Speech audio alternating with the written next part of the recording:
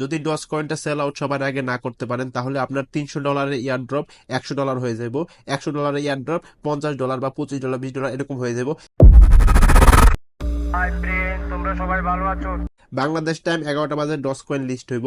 এই যে দেখেন আপনারা ওকেএক্সে যে ওই টোটাল যে ভলিউমটা আছে ডস কয়েনের প্রি মার্কেটের যে সেল আউটটা, এখানে দেখেন প্রায় 2 মিলিয়নের কাছাকাছি আপনার সেল হয়েছে, মানে মানুষ বাই করছে ডস কয়েন। যখন লিস্টিং হইব তারা তো সাথে সাথে সেল করে তারা প্রফিট বুক করে নিব।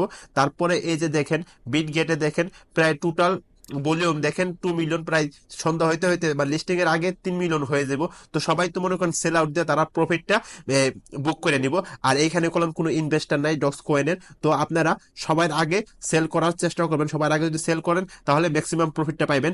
আর এখানে একটা সমস্যা কি, ওকেএক্স বাংলাদেশে নাই, বিটগেট বাংলাদেশে আছে। যখন লিস্টিং হবো, লিস্টিং হওয়ার পর আপনার টোন কিপারে যখন বা আপনার ওয়ালেটে যখন ডস কয়েনটা আসবো, তখন যদি আপনি আবার এক্সচেঞ্জারে নেন, এক্সচেঞ্জারে নিয়ে আবার সেল আউট করতে যান, সেখানে কলম অনেকটা লেট হয়ে যাব।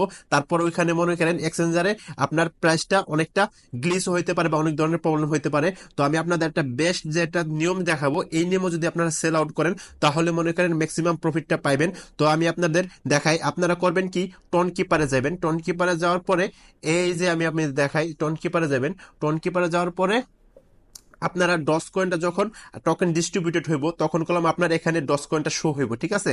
তো শো হইলে এখন যদি আপনি এখান থেকে এক্সচেঞ্জার থেকে সেল করতে যান তাহলে আপনার গ্যাস ফি লাগবে, আর যদি এখান থেকেও সেল করেন তাহলে আপনার গ্যাস ফি লাগবে, ঠিক আছে? তো আপনারা করবেন কি, এক্সচেঞ্জারে নেবেন না, আগে ইউএসডিটি করে নেবেন। ইউএসডিটি কইরা তারপর এক্সচেঞ্জারে নিয়ে আপনারা সেটা বাইন্যান্সে নেওয়ার পরে আপনারা পিটিপিতে সেল করে আপনারা বিকাশে নিয়ে আসতে পারবেন। তাহলে মনে করেন আপনারা ম্যাক্সিমাম প্রফিটটা পাইবেন। তো এখানে যে সোয়াইপের যে অপশনটা আছে, এখানে সোয়াইপে যাবেন যখন ডস কয়েনটা আপনার ওয়ালেটে এসে পড়বো।